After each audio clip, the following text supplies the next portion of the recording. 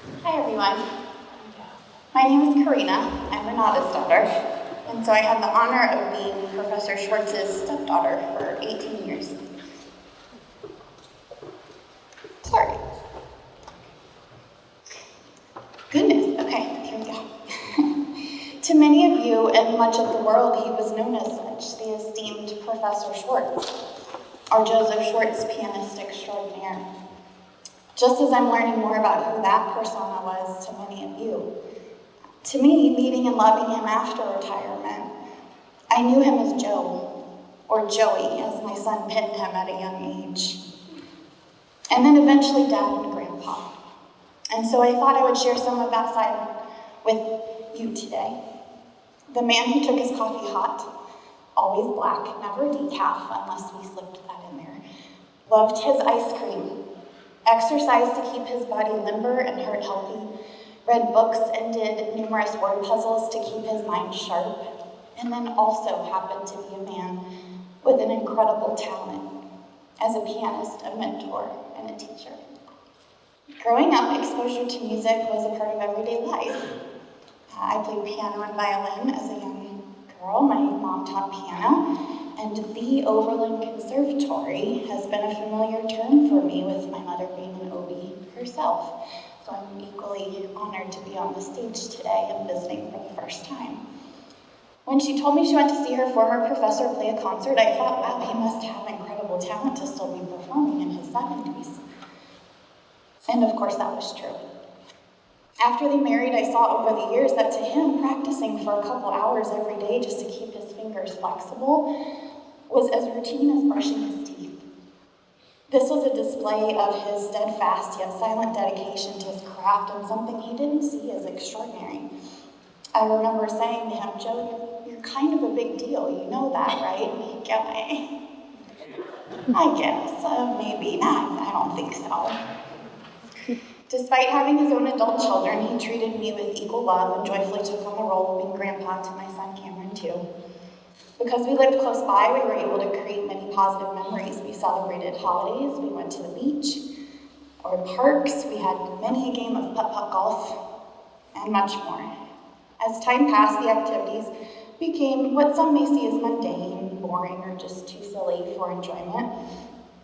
Boggle or Scrabble, he did usually win those. Seeing who could solve Wheel of Fortune puzzles on the TV first, and then some of the obligations that came with caring for aging parents, such as making his coffee in the morning, cooking a meal for him, and sometimes just sitting and holding his hand. It's those small, simple moments with the complexities and noise of life removed that I will treasure the most. Maya Angelou said, family isn't always blood. It's the people in your life who want you in theirs. The ones who accept you for who you are. The ones who would do anything to see you smile. And who love you no matter what. He always expressed gratitude and love to us and always made us feel like family. While these may have been considered some of his own simpler years compared to the decades of touring, performing, teaching, and being a father to the family that he built with Flow, I am no less enamored by the talent, musicianship, efforts, and most importantly, the simple acts of love that he exhibited in the years that I knew him. No matter his physical limitation, he was present in the best ways he could be and showed up when he knew it meant something to someone that he cared for. Just over a year ago, he even appeased my request to have my first ever official daddy-daughter date. It was a beautiful time, just the two of us. For the past few years, on holidays or birthdays, he did always express gratitude just for life and love and people and being here to experience those around him. And although he was deemed fairly serious most of the time, he had moments when humor or fun were front of mind. For his birthdays, he was eager to go out for the dinner of his choice. So one year, he said he wanted fish, and I said, what kind of fish? And he said, fish? Dead ones. I said, okay, dead fish is good. Another time, we were sitting at home, and he suddenly started shaking his upper body like this. And at first, I was worried, and I said, what are you doing? Are you okay? He said, yes, I'm fine. The bottle says shake before opening. Simple laughs, simple smiles, and simple humor and wit at its finest. Reflecting on the note of simple interactions, isn't simple something we all desire in life? As I had the honor of looking through an overwhelming number of his photos, videos, and performances of Joe's life these past few months, along with cards and letters, many of which came from you, I also found a quote that seems to fit his life so perfectly, especially given that it is Chopin who stated it. Simplicity is the highest goal, achievable when you have overcome all difficulties. After one has played a vast quantity of notes and more notes, it is simplicity that emerges as the crowning reward of art. In the midst of the organized chaos that life brings us daily, haven't we all seen examples where simplifying and then intentionally choosing to do what makes us happy becomes the ultimate purpose of a fulfilled life? After Joe passed away, I found a draft of a speech from his retirement here at Oberlin and read a statement that I thought equally fitting today as it was back then. I'm not positive if he ended up saying it or not, but it says, and in a way it feels like he's echoing that sentiment personally now. It says, "It's been a hell of a great journey. And now it's time for a new one. So my very dear friends, family, colleagues, and students, thanks again for taking the time and considerable trouble to share this day with me. I love you all and hope to see all of you in the future." An anonymous quote said, "Be the things you loved most about the people who are gone.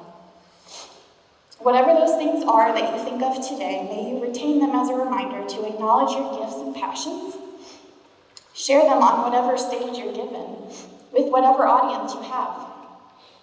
Tell those who are special in your life what they mean to you. Simplify where needed to make space for the activities and do so unapologetically like he did. Although perhaps not in traditional ways, one might view relationships of a father and grandfather, he was our constant for the time that we had. Joe, I thank you for being the constant then and remaining a constant here at Oberlin through the legacy of your life, your love, and your passion. Thank you."